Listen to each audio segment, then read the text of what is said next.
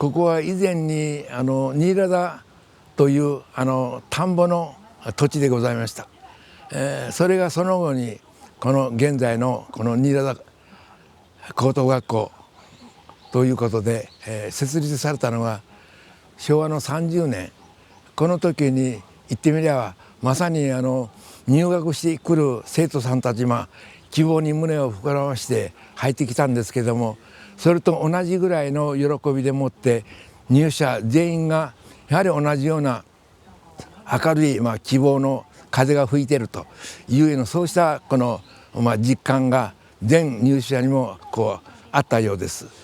昭和の30年に高等学校がここに設立されたんですけども、その時に私も生徒さんと同じぐらいの年齢にありましたのでね、関心はひとしおのものがあったんですけれども、そうした中で関心があるがゆえにこの入学されてきた生徒さんたちとの交流といいますか、その頃やっぱり若者がここに全国から集ったということで、何かにつけてスポーツ面ではね非常に元気はつらつな状態で強くもありました。その頃私もオール愛生ということで野球をしてました。そういう野球スポーツを通してその生徒さんの皆さんと親しくなったということで、随分多くの友達を得ました。開校されたのが昭和の30年で31、2年頃、つまり1、2年経った頃にね、生徒さんたちの中からいろいろと信じられないようなね、この不満の声、あるいはこのひどい差別扱いをされているということが顕著に話されたのはね、まずここは島ということでそんなに患者売店はありましたけど品物がない。そこで毎日通ってこられる学校の先生に買い物を頼むと、そうすると買っては来てくれるんですけれども、その後の始末がね品物代金ということで手から先生に渡そうとしたら、先生は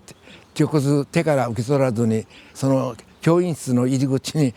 消毒液の入った洗面器があって、そこにそのお札を入れると。それを今度は後にその生徒さんたちが休みの時間に表へ出ると教員室の窓ガラスにはいっぱいお金千円札が貼られていたということで、もう明らかにこれ自分たちの病気を嫌っての消毒だなということで、とても嫌な思いをしたということも聞きました。これはほんの一例ですけれども、その他にもいわゆる高等学校の教員ということで来られた割にはハンセン病のこの知識は全くなかったのかなということで、それを聞いた我々一般の者にとってもとても情けない思いをしたし、生徒さんは一層辛い思いをしたんだなということを今振り返ってもそう思いますね。新良田教室高等学校が閉校になったのが昭和の62年です。この62年といいますと長島に橋が架けられた、今奥長島大橋と言ってますが、この橋の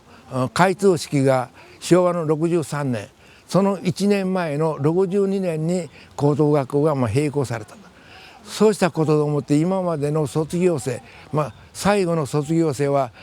お一人であったんですけども、その一人の卒業生を送り出した後、みんなでここに何か記念のものを残そうじゃないかということで、この言うまでもなく若人が胸に希望を抱いて飛び立ったということで、一番いいのは希望という二文字だろうと、この二文字を刻んだその日をここに建立しようということが生徒のOB も一緒になって考えた結果、こうした立派な希望の日がここに建立されたということです。今ここは本当に奥高等学校新良田教室の跡地になっていますけれども、やはりいまだにここは貴重な学びの場であったし、これからも大事にして守っていこうという気持ちは一層強くあります。